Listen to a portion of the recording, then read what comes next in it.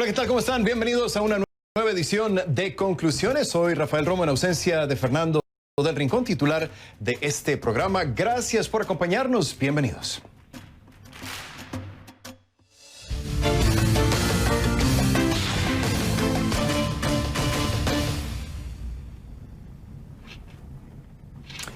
Esta noche quiero invitarlos a que juntos nos miremos en el espejo. Será una noche de reflexión en la que abordaremos juntos el tema del racismo. ¿Es usted de los que dicen, ese es problema de países como Estados Unidos? Quizá alguna vez haya dicho, aquí en América Latina no existe el racismo, pero ¿qué refleja la realidad? ¿Cuántos de nosotros podemos decir que tenemos a un amigo cercano que es afrodescendiente? ¿Que conocemos el importante legado de la cultura africana en América Latina o que celebramos las contribuciones de esta comunidad? Es un tema espinoso, sin duda alguna, y resultará incómodo para muchos. De eso se trata precisamente, de que hagamos un análisis introspectivo y descubramos si dentro de nosotros mismos, ahí muy adentro, existe el racismo o no. Pero no apague el televisor, momento, no apague el televisor todavía. Aquí no se trata de señalar con el dedo o de acusar. La idea es que hagamos un análisis honesto para descubrir la realidad y mejorar donde sea posible. Nosotros le presentaremos los hechos para que usted haga sus propias conclusiones. Y para eso les pido que a partir de este momento me acompañen utilizando la etiqueta numeral ConcluRacismo, numeral ConcluRacismo, y recuerden que recibo todos sus comentarios a mi cuenta en Twitter, @RafaelRomoCNN. Dios tomó la piedra rechazada y la convirtió en la piedra angular de un movimiento que va a cambiar el mundo.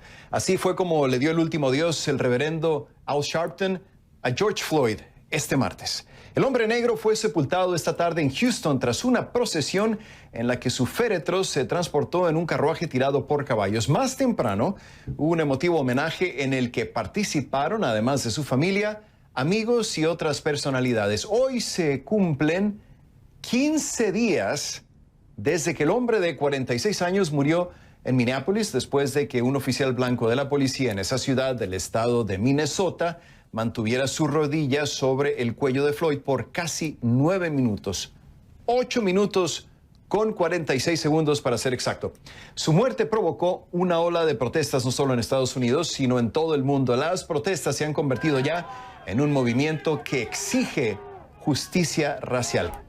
Nuestro enviado especial, Gustavo Valdés, fue testigo del último adiós de George Floyd, despedida que empezó en Minneapolis, siguió en Carolina del Norte y terminó hoy en Houston, ciudad de donde era originario. Adelante, Gustavo, con el informe.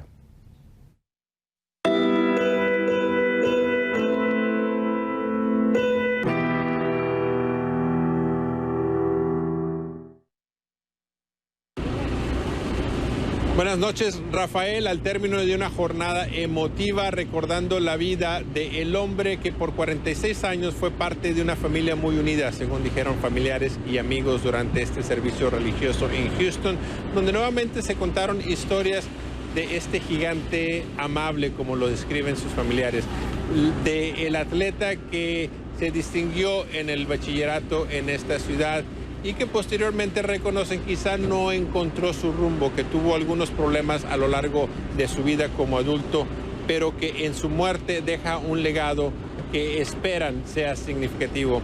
La participación del ex vicepresidente Joe Biden fue uno de sus momentos en el que le recordó a la audiencia, le recordó a las personas que estaban viendo el servicio en redes sociales que la muerte de George Floyd no debe ser en vano, dirigiéndose a la hija de Floyd de 6 años, Giovanna, quien le dijo que la muerte de su padre, la vida de su padre, tiene un significado y es importante y va a ser parte de un cambio que espera sea rápido en este país. El mismo mensaje que escuchamos nuevamente del reverendo Al Sharpton, pidiendo a la gente que no olvide el sacrificio que hizo George Floyd una vez que terminen estas celebraciones de la vida de George Floyd, porque eso fue como lo describieron este servicio religioso aquí.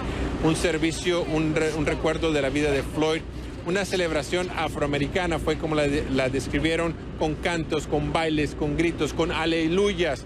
celebrando ese espíritu de la persona que hoy deja de estar entre sus familiares, finalmente descansando en un cementerio local. Una procesión, una caravana que vimos muy emotiva también, porque salieron desde esta iglesia y justo una milla antes de llegar al cementerio se trasladó el ataúd a una carroza. Desde ahí, con unos caballos, la llevaron al cementerio donde ahora George Floyd descansa al lado de su madre, Rafael. Bien, gracias al reporte de Gustavo Valdés, nuestro enviado especial desde Houston. En medio de la indignación y las protestas que siguieron al mortal arresto de George Floyd, la policía de Austin, Texas, está bajo investigación luego de que un hombre negro murió bajo su custodia. El hecho sucedió el año pasado. El hombre le dijo a la policía: "No puedo respirar", en forma repetida, debo decir. Antes de dejar de responder, como reporta ahora Ed Lavandera, pero antes de ir al reporte, quiero advertirles que las siguientes imágenes pueden resultar perturbadoras.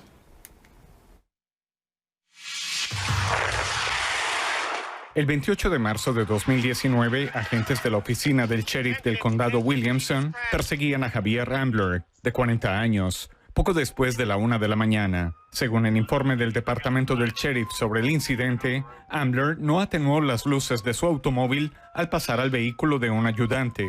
El informe dice que Ambler intentó huir, llevando a los agentes a una persecución de 22 minutos que terminó en la ciudad de Austin. El informe dice que Ambler chocó su automóvil 5 veces durante la persecución. Y ahí es donde las cámaras adosadas a los agentes captaron cómo el arresto se volvió mortal.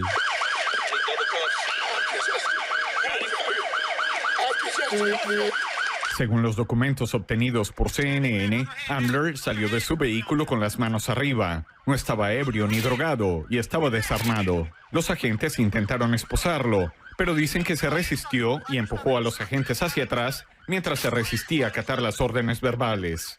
Pero las imágenes de la cámara adosadas al cuerpo de los policías muestran que Ambler está sufriendo. Varias veces en el video se le oye a Ambler diciendo que no puede respirar y que no se está resistiendo.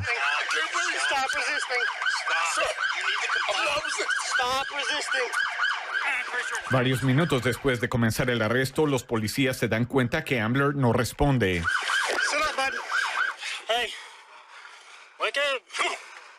Ya no se lo oye hablar en el video. Los agentes le quitaron las esposas a Ambler y se puede oír cómo le dan compresiones de resucitación cardiopulmonar hasta que los paramédicos llegan al lugar. Ed Lavandera, CNN, Houston, Texas. Bueno, y una investigación interna determinó que los agentes de la oficina del sheriff involucrados en la persecución de Ambler actuaron de acuerdo con los lineamientos del departamento sobre el uso de fuerza razonable. La fiscal de distrito de Austin dice que espera llevar el caso ante un jurado investigador.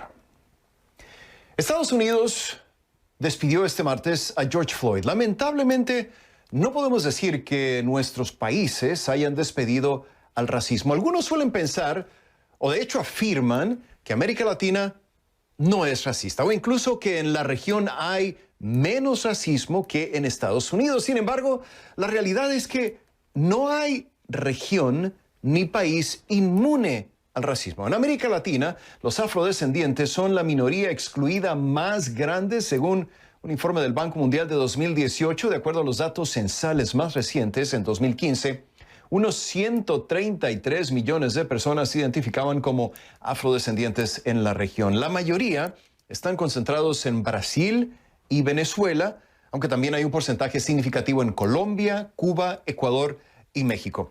De acuerdo con ese informe del Banco Mundial, los afrodescendientes en la región están sobrerepresentados en la pobreza y subrepresentados en los puestos de toma de decisiones. También tienen menos oportunidades de movilidad social, un nivel educativo más bajo y son víctimas con mayor frecuencia del crimen y la violencia.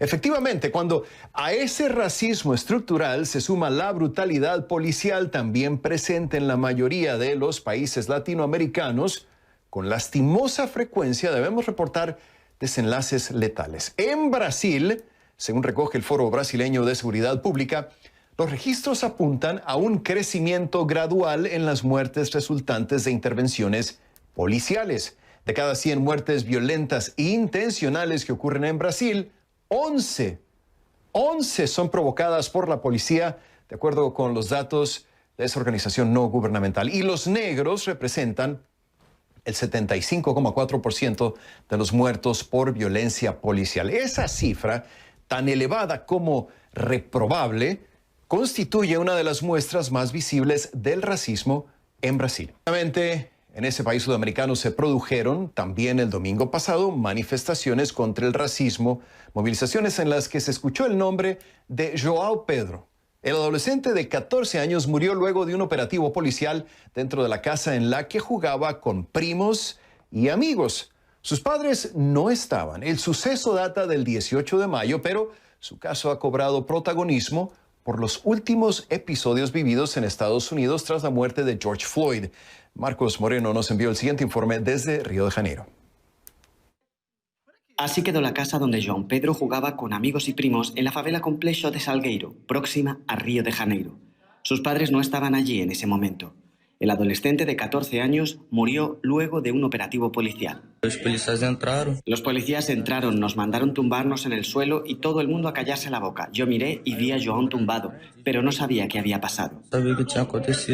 Según la policía, los delincuentes objetivo de la operación buscaron refugio en la casa en la que se encontraba João Pedro y desde allí dispararon a los agentes que los perseguían. Vieron policías en la casa, gritaron socorro, avisaron que había niños, levantaron las manos y dicen que solo vieron policías, no vieron criminales. La policía se llevó entonces al niño para trasladarlo en helicóptero. Comenzó así un calvario de 18 horas en las que la familia afirma que nadie les informó de su paradero. Tenemos la desconfianza por los relatos de que tal vez el adolescente subió ya muerto. Comenzamos a buscarlo en los hospitales, no me decían nada en la delegación de homicidios, no me daban información, solo lo encontré al día siguiente a las 8:30 de la mañana en el Instituto Forense. Algo nos sugiere que el socorro no fue debidamente prestado. Eso tenemos que entenderlo. ¿Por qué se tardó tanto en comunicar a los padres? ¿Por qué los padres no lo acompañaron? La Policía Civil informó en un comunicado que está recopilando testimonios de los agentes que intervinieron en la operación, el piloto del helicóptero que se llevó al adolescente y el auxiliar de primeros auxilios que lo atendió y que retiró del servicio a 3 de los policías que participaron en la acción temporalmente mientras duren las investigaciones. Yo creo que si la policía se encontrase a un rubio de ojos verdes nunca haría eso. No lo creo, pero como vive en favela y es negro, para ellos debe ser bandido. Para ellos debe ser bandido, ¿no? La muerte de João Pedro es un ejemplo de la indefensión de los habitantes de varias favelas de Río de Janeiro sometidas al control de narcotraficantes. Allí se viven auténticas escenas de guerra cuando se producen operaciones policiales. Era un niño que quería acabar los estudios, ingresar en la facultad de Derecho, volverse un gran abogado. Tenía sueños, al igual que yo, su padre, también tenía sueños para él. Ahora el Tribunal Supremo ha prohibido las operaciones policiales de las favelas de Río de Janeiro durante la pandemia, salvo en casos excepcionales. Las muertes a manos de agentes del Estado aumentaron 8% entre enero y abril respecto al primer cuatrimestre del año pasado. Si solo consideramos abril de ambos años, el incremento es del 43%. El Ministerio Público Federal afirma que las muertes en incursiones policiales de las favelas de Río deben ser analizadas a la luz del que consideran un racismo institucional y estructural. Para CNN, Marcos Moreno, Río de Janeiro. Gracias a Marcos Moreno por ese reporte. El proyecto monitor del uso de la fuerza letal en América Latina señala que el abuso de la fuerza policial letal por parte de las fuerzas de seguridad pública constituye un problema compartido por muchos países de América Latina y añade que la gran mayoría de esos casos no son investigados porque se presume que se dieron en un contexto que los hace legítimos. Colombia tampoco escapa al abuso de autoridad policial. Sin embargo, en el caso colombiano resulta imposible hablar del tema sin mencionar los llamados falsos positivos o miles de ejecuciones extrajudiciales perpetradas por agentes de la fuerza pública. De hecho, Los expertos concluyen que el uso y abuso de la fuerza por parte de la Policía Nacional y de las Fuerzas Armadas en Colombia es uno de los grandes retos que enfrenta el país. También en ese país la comunidad afrocolombiana se siente más vulnerable ante estos abusos. 4 días antes del asesinato de George Floyd en Estados Unidos, murió en el departamento del Cauca, Colombia, Anderson Arboleda. Su familia pide justicia y acusa a la policía de haber golpeado hasta la muerte al joven negro de 19 años por presuntamente haber violado la cuarentena en el contexto de la pandemia. Diana Castrillón nos amplía esta noticia desde Bogotá, capital.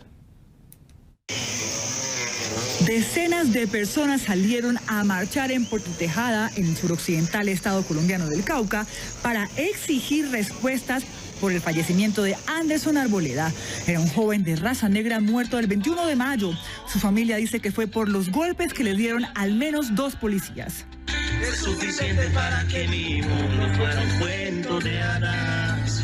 En ese momento lo quitamos a la vez porque le pegan.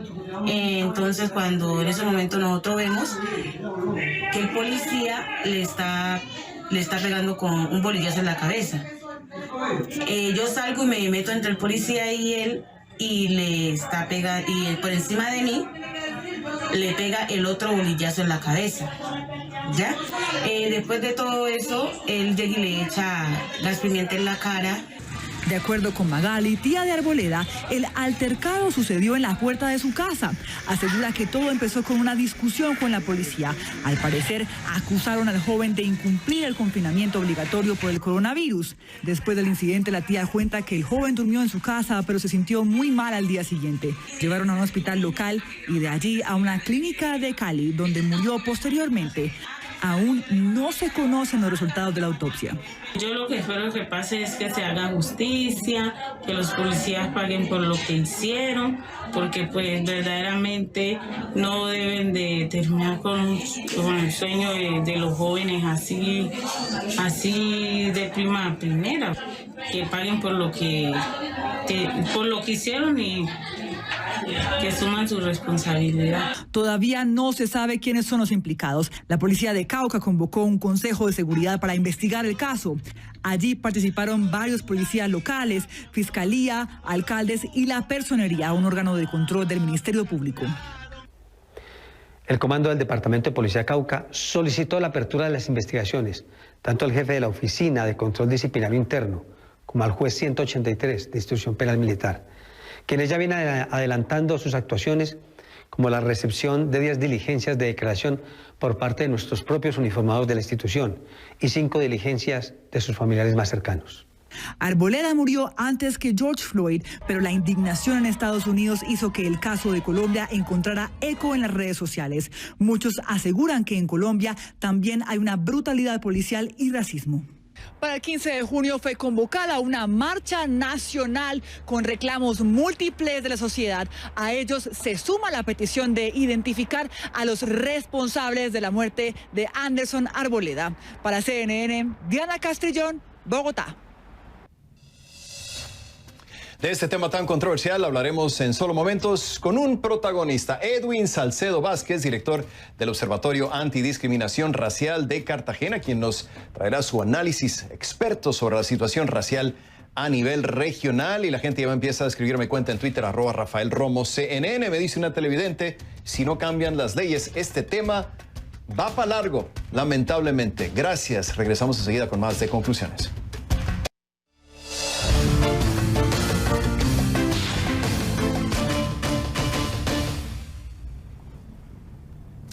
Gracias por seguir con nosotros en esta edición de Conclusiones. Soy Rafael Romo, en esta ocasión en ausencia de su titular Fernando del Rincón. ¿Qué tan profundo es el racismo en América Latina? ¿Cuál es la situación actual para la comunidad afrodescendiente en la región? ¿Qué significa hoy día ser un latinoamericano negro? Para analizar a fondo el tema del racismo en América Latina, quiero presentarles a mi siguiente invitado. Le doy la bienvenida a Edwin Salcedo Vázquez, director del Observatorio Antidiscriminación Racial de Cartagena, quien nos acompaña en vivo esta noche. Bienvenido a Conclusiones, Edwin. Gracias por estar con nosotros. ¿Me escucha bien? ¿Recibe bien la señal? Escucho perfectamente. Muchas gracias, Rafael, por esta invitación y bueno, sí, es un placer estar aquí y dispuesto a compartir y debatir. Sí. Para empezar, Edwin, no podemos pasar por desapercibido el hecho de que hoy fue el funeral en Houston de George Floyd, un hombre negro cuya muerte a manos de un policía blanco de Minneapolis fue captada en un video que le ha dado la vuelta al mundo. Me imagino que ha visto las imágenes. ¿Cómo se ve, Edwin, desde América Latina esta muerte y cómo interpreta usted como defensor de derechos humanos el movimiento contra el racismo que ha surgido? Lo escucho y bienvenido una vez más.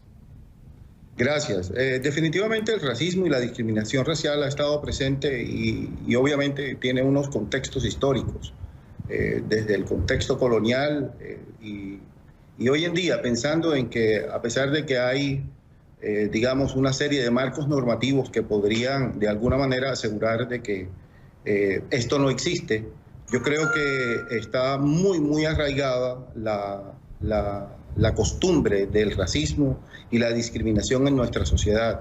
Definitivamente hay una condena, no solamente por la muerte de George Floyd, que ha hecho que todo esto pues, obviamente resurja y esté, digamos, en unas condiciones tan a flor de piel, pero sí, es que hay que mirar toda una serie de eventos que han venido pasando en el tiempo y este no es el uno.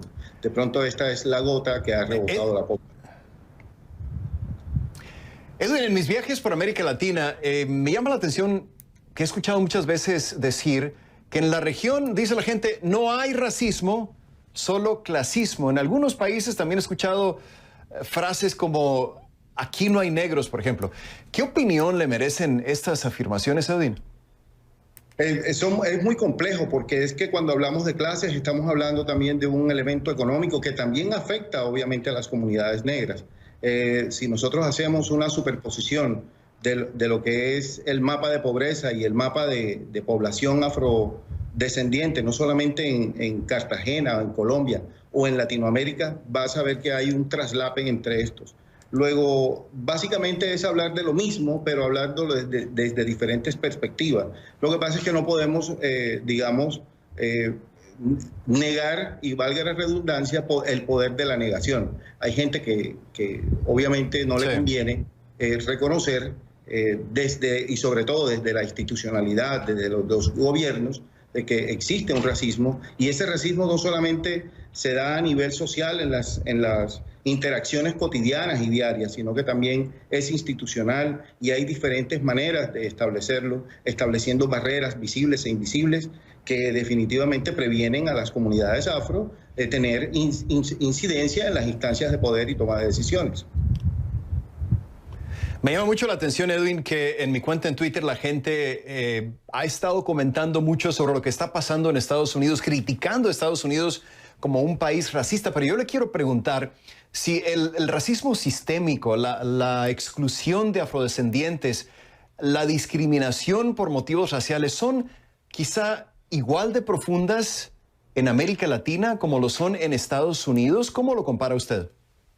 Definitivamente yo pensaría que es tan o más, incluso. Lo que pasa es que acá nunca hubo... ¿Más todavía? En los Estados, claro que sí, lo que pasa es que aquí se practica de una manera soterrada y nunca hubo, como en los Estados Unidos, una serie de leyes que fueron segregacionistas.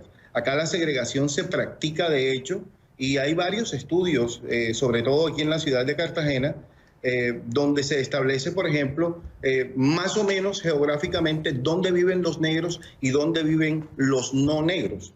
Y obviamente hay otra serie de problemáticas muy interesantes, toda vez que, por ejemplo, en Colombia el 11% de la población se autorreconoce afrodescendiente o palenquera o raizal, que son diferentes denominaciones, pero se dice que obviamente hay mucha gente que no se autorreconoce.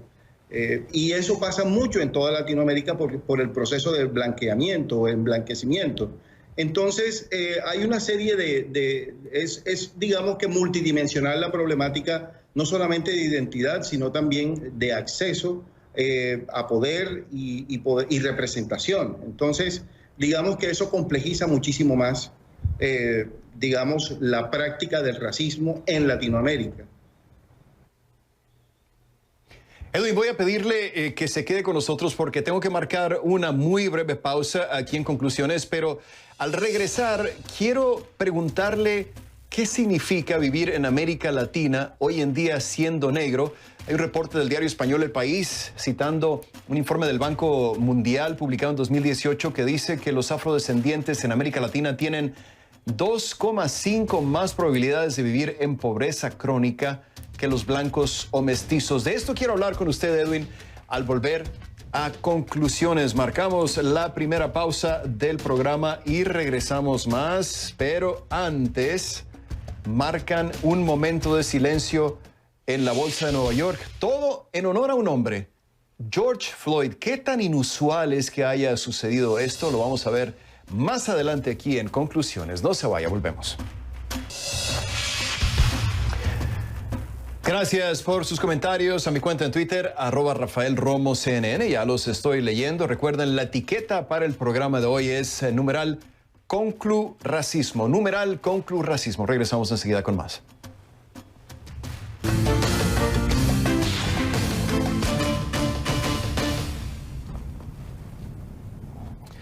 Ya estamos de regreso con Edwin Salcedo Vázquez, director del Observatorio Antidiscriminación Racial de Cartagena. Edwin, gracias por seguir con nosotros. Le agradezco la gentileza que ha tenido de esperar. Le decía antes de ir a la pausa que hay un informe del Banco Mundial publicado en 2018 que dice que los afrodescendientes en América Latina tienen 2,5 veces de más probabilidades de vivir en pobreza crónica que los blancos o mestizos. Además, dice el reporte, tienen menos años de escolarización de media, mayores índices de desempleo y menos representación en cargos de toma de decisiones tanto públicos como privados, algo que esta organización, es decir, el Banco Mundial, le atribuye a una discriminación. Aquí está la clave: discriminación estructural. Edwin, yo le pregunto, ¿cómo se ve esta situación desde las comunidades afectadas? ¿Cómo es vivir como afrodescendiente hoy día en América Latina? Lo escucho. Definitivamente las comunidades afro son unas comunidades resilientes, a pesar de no haber tenido y no tener aún todavía las igualdades de condiciones. De alguna manera se resiste y trabaja todos los días para tratar precisamente de avanzar en su desarrollo y en su autodeterminación. Y en ese orden de ideas, claro, es una lucha constante. A mí me ha pasado, a mi familia le ha pasado. Yo soy primera generación de profesionales. En mi familia, mis padres eran unas personas muy pobres, pero definitivamente a través de la educación, a través de tener una amplia, digamos, redes de capital social, estableciendo nuevos vínculos, estableciendo nuevas relaciones, obviamente se pueden cambiar las situaciones y se pueden cambiar estas cifras que definitivamente son ignominiosas para toda la comunidad. Definitivamente Sí. ¿Algún ejemplo personal que quisiera compartir con nosotros, Edwin? Bueno, básicamente yo he sido pues muchas veces víctima del racismo, ya sea y de la discriminación, ya sea de una manera directa o indirecta. El hecho de ir en una calle y que las personas se crucen a la otra acera, o que simplemente digamos que suben los vidrios, porque hay obviamente una estereotipación que además muchas veces está respaldada por los medios de comunicación y por toda una serie digamos, de recuerdos sociales que tienen, digamos, como ya lo dije antes, un lastre en la historia, y sobre todo en una ciudad como Cartagena, que fue de las principales ciudades donde se comercializaron esclavizados. Entonces, todavía se vive mucho de eso en esta ciudad, y muchos casos de discriminación han sido emblemáticos y que han salido de Cartagena, y precisamente por haberlos... A veces, Edwin, a veces no es tan obvia la discriminación, ¿no? Es indirecta, como usted ya bien decía, y la cultura latinoamericana está llena de expresiones, de personajes y hasta historias con tintes de racismo, o bueno, vamos a decirlo abiertamente, racistas. Por ejemplo, en mi país natal está el caso de El Negrito en las cartas de lotería mexicana o el personaje conocido como Memín Pingüín. Muchos dicen que son manifestaciones culturales inofensivas, Edwin, mientras que otros las denuncian como nocivas. ¿Qué tanto daño, quiero preguntarle, qué tanto daño le hace a los derechos humanos de las comunidades afrodescendientes estos aspectos culturales? Pues simplemente lo perpetúan y establecen, digamos, condiciones de repetición. Sabemos que los medios de comunicación son, digamos, un amplificador de lo que realmente está pasando en la sociedad. En ese sentido, pues, obviamente, hay que establecer una contranarrativa y hay que no solamente aprender nuevos lenguajes, sino desaprender lo que ya teníamos antes. Y eso también depende mucho, no solamente de una estructura de educación formal, sino también de una educación personal bajo unos criterios éticos y morales que de alguna manera pues nos ayuden a ver al otro como un igual y no como una persona inferior a partir de unos preconceptos. Entonces, claro que hay que hacer algunas cosas desde lo institucional, pero también hay que hacerlo desde lo personal. Sí, se nos acaba el tiempo desafortunadamente. Le agradezco a Edwin que haya tenido la gentileza de acompañarnos. Edwin Salcedo Vázquez, él es director general del Observatorio Distrital Antidiscriminación Racial de Cartagena. Hacemos esta entrevista justo cuando es el funeral de George Floyd. Esperamos que así como en Estados Unidos esto ha abierto un debate nacional, lo mismo ocurra en América Latina. Vamos a marcar una nueva pausa. Gracias de nuevo a Edwin. Marcamos una pausa y al regresar a conclusiones, marcan un momento de silencio en la Bolsa de Nueva York. Todo en honor al hombre del que acabo de hablar, George Floyd. Hablamos con Gabriela Frías de Portafolio Global sobre este momento tan emblemático en el centro del poder financiero estadounidense. Regresamos.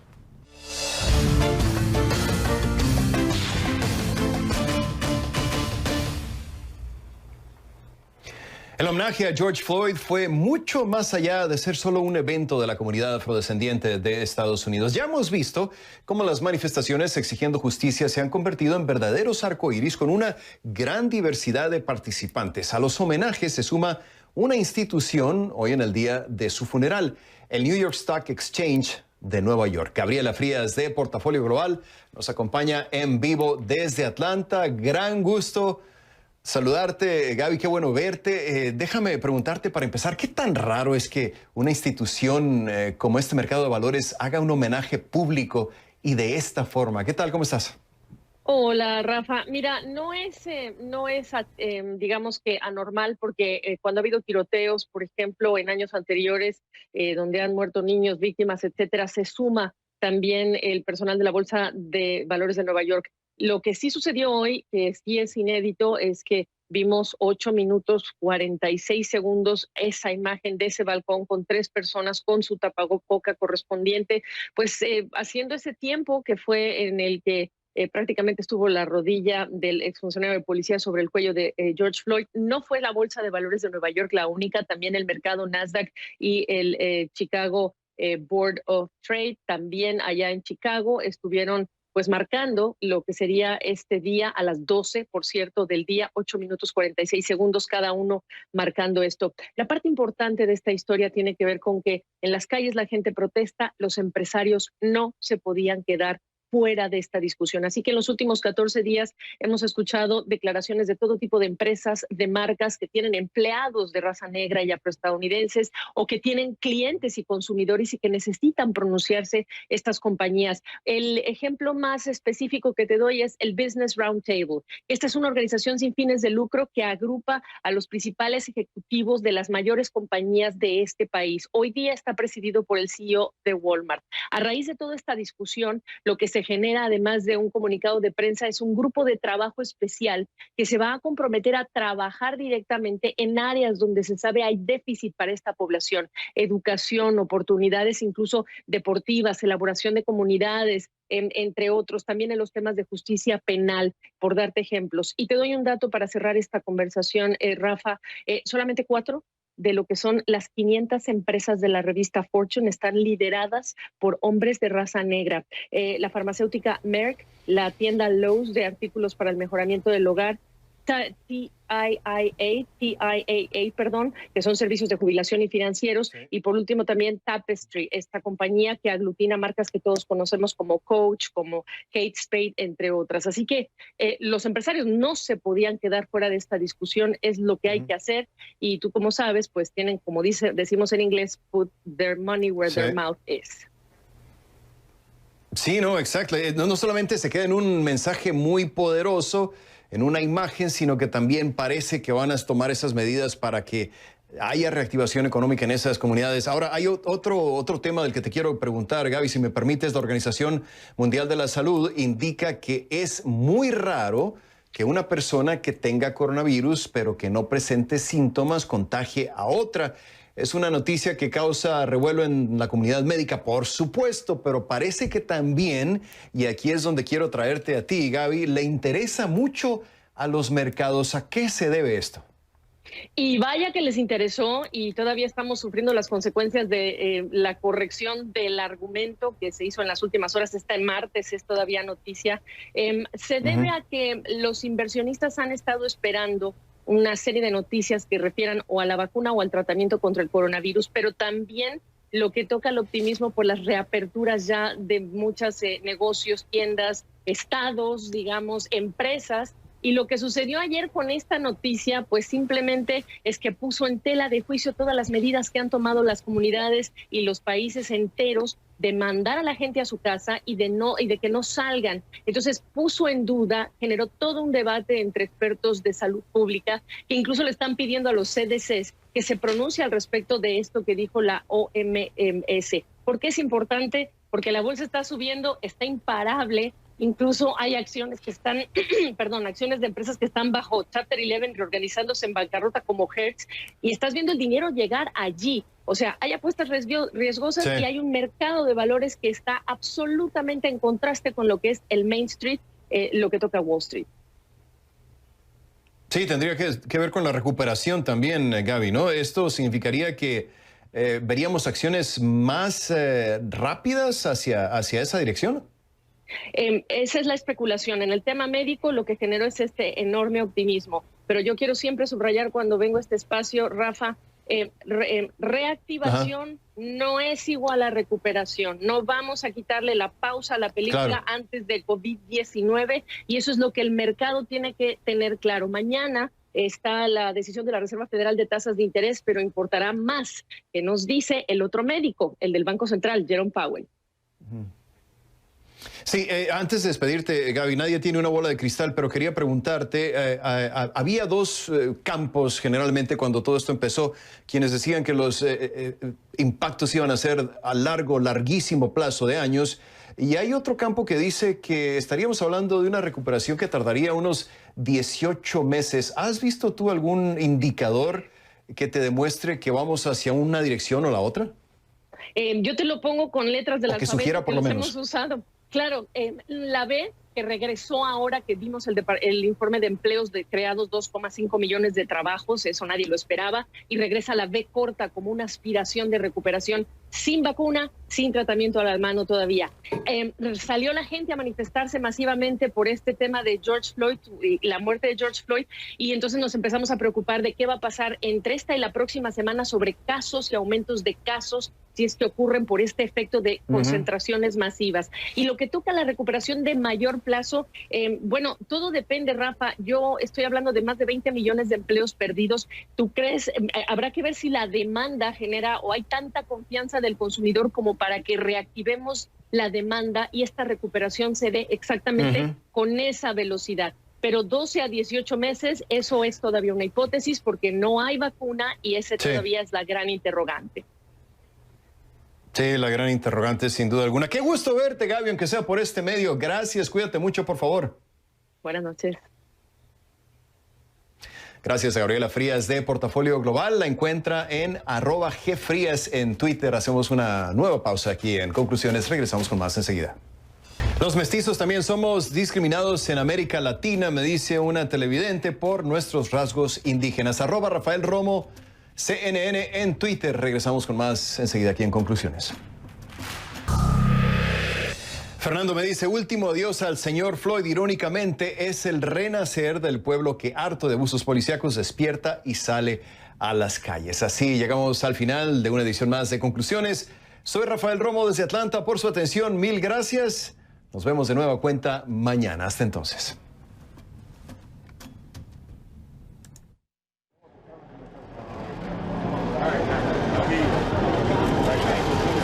Step back. Step back. Step back. Do not step forward.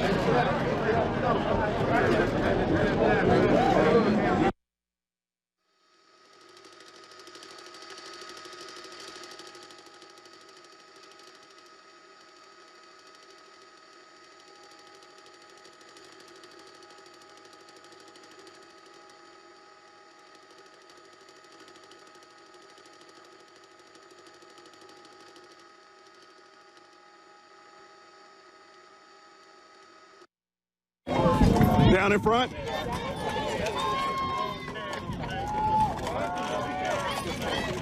Rest in peace, Judge.